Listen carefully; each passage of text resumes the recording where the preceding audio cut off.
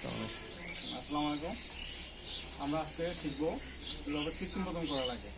কৃত্রিম বদনের জন্য আমাদের যেটা দরকার সেটা হচ্ছে কি নাইট্রোজেন ক্যান, এয়ার গান, তারপর লাগে আমার এয়ার শিট, তারপর লাগে আমার সিজার বা কেচি।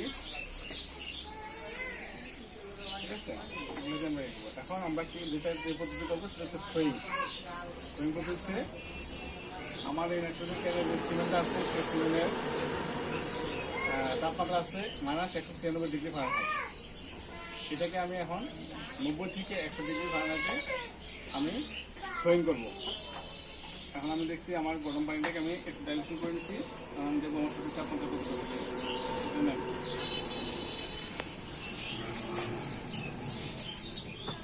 বলছিলাম 90 থেকে আমরা 100 মধ্যে নেব।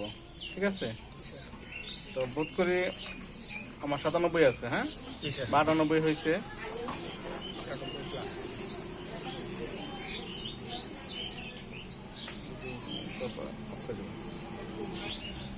আমরা এখন 98.6 ডিগ্রি, তার মানে কি হ্যাঁ আমরা যেটা করবো সেটা হচ্ছে কি থ্রোয়িং করতে গেলে আমার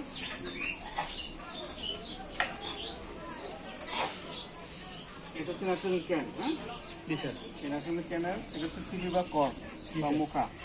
এটা উঠাইলাম, এই যে গ্যাস যাচ্ছে। এখন এটা হচ্ছে ক্যানস্টেন, এটার নাম হচ্ছে ক্যানস্টেন। হ্যাঁ, ক্যানস্টেন থেকে আমি একটা সিমেন্ট নিয়ে নিলাম। সিমেন্টটাকে আমি থ্রোয়িং করতে দিলাম গরম পানিতে। আমি এটা ফিল আপ করে নিলাম। এখন সিমেন্ট যদি নষ্ট হয় তাহলে আমার এটা ভাসে থাকবে, আর যদি নষ্ট না হয় তাহলে ডুবে থাকবে। তাহলে আমরা বুঝতে পারতেছি এটা যেহেতু ডুবে গেছে তাহলে ভালো আছে এটা। হ্যাঁ, কোয়ালিটি ভালো আছে।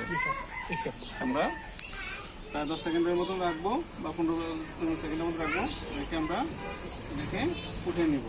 উঠে আমি আমার শুকনো একটা লেখা দিয়ে অথবা টিস্যু দিয়ে মুছে নিতে পারি। মুছে নিলাম।